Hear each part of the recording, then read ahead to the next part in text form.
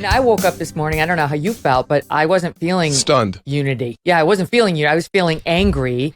And again, I've made pretty clear, I'm not some sycophant. I've always said about Trump, I'm not under his spell, but I'm not suffering from Trump derangement syndrome either. So I feel like I'm in a unique position. And I feel like the same is true of you. You've been critical of the president at times. You've been extremely supportive of him at times. You have beautiful stories in your book about his treatment of people like your mom. So I feel like you're able to criticize him when he's done wrong. But what's happening here really feels like persecution. Yeah, Megyn, you're 100% right. One of the things that we have to do is tell both sides of the story, see both sides of the ledger. And while the president has done some things that I've spoken out against, he's also led one of the greatest economic recoveries and one of the most inclusive economies. But at the same time, he sat down with victims, families whose loved ones lost their lives at the hand of police, and he listened. He was patient, deferential. And what I hope from Lady Justice is when the blindfold is on, the scales are balanced. And when I'm looking at today, I question whether or not there's a thumb or a foot on the scale when it comes to certain people in certain places that we just don't like. That's not America. It's not American. It's not justice. We as Americans fought for the last 246 years to come to the place where every single person should be judged based on what they do, not who they are, not whether or not we like them. And that's what's so stunning and concerning about the current predicament that we see our Justice Department in. And remember, last week in the Judiciary Committee, Christopher Wray was testifying about inconsistencies in the FBI. So this is not simply about yesterday. The precursor to yesterday was this inconsistent application of justice for a very long time, and now it's heading to the most powerful regions of this country. What does that say to the average person in this nation? Mm-hmm. They can't stop going after Donald Trump. If they love nothing more than to pursue him criminally, whether it's in the U.S. Senate trying to get a conviction on the impeachment, and as I mentioned, the New York prosecutors, which that DA was under enormous pressure. And to his credit, he said, I'm not doing that one, that we don't have it. Yes. And I could go down the list. And the Democrats are ratcheting up the pressure now on Merrick Garland. They want, and I'm sure they'd love to see Trump behind bars. They would love that. But what they really don't want is for him to run again. And God forbid, in their view, to win again. Right. I believe in my core that's what this is about. You were on Capitol Hill on January 6th. You write openly in the book about how scary that was, having to run in the private room with the chaplain praying. Yes. It's not like you didn't get that it was a serious, dangerous day. A terrible day. But this ongoing obsession with pinning it entirely on Donald Trump and slapping criminal charges on him, that's what this is about.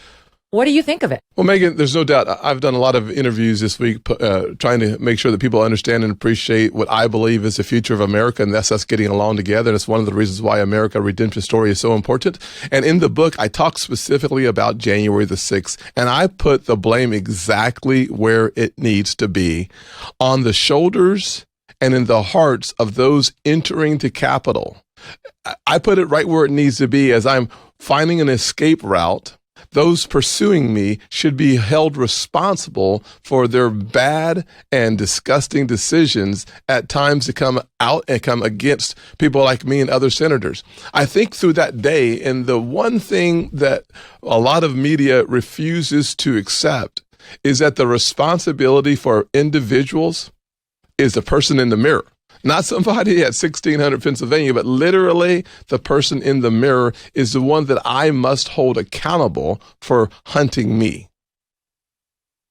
What do you mean? Expand on that. Well, as opposed to suggesting that President Trump somehow persuaded these folks to show up with weapons in hand or guns in their sacks to look for a way to overturn the election, I think that the best thing that I can do is to look at the folks coming down the hallway and hold those individuals responsible for their actions. It's like my mama used to say when I was a youngster, if your friends jump off the bridge, are you jumping off the bridge too?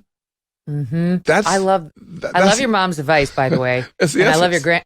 your grandma's advice too, like passed down generation to generation, and how all the top 3 rules are basically the same rule. Yes. And it's about personal responsibility. That's been my experience. There's no doubt about it that the more personally responsible we are, the more liberty we will experience. The less we give our lives over to some central control, central command, we'll have a caste system in this nation, and those at the bottom will be stuck there. And that's what I don't know why we don't see clearly into the future under this current drive where the application of justice is inconsistent, where the rules are changed based on who's on the field. That is exactly what we fought against. It's exactly why I thought this was the time to write a book about hope and unity forged together through hard work, discipline, perseverance, and tenacity. Those characteristics lead us in the right direction, but blaming somebody else, victimhood, those are the things that lead us in the wrong direction. If you're like me, you're getting more and more concerned about the future.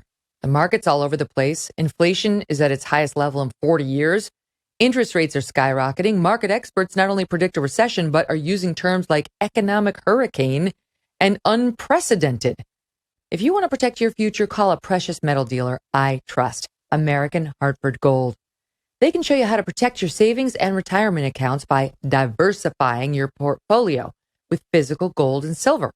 All it takes to get started is a simple, short phone call, and they will have physical gold and silver delivered right to your door or inside your IRA or 401k. And they keep it simple. They are the highest rated firm in the country with an A+ rating from the Better Business Bureau and thousands of satisfied clients. And as an exclusive offer for my fans, if you call them right now, they're going to give you up to $1,500 of free silver and a free safe on qualifying orders. President Trump should call. I hear he's in need of a new one. Don't wait. Call now. Call 866-518-2955. That's 866-518-2955. Or text Megyn, my name, Megyn, to 65532. Again, call 866-518-2955 or text Megyn to 65532. Hey, thanks so much for watching. If you like what you just saw, hit the subscribe button for more clips and full episodes.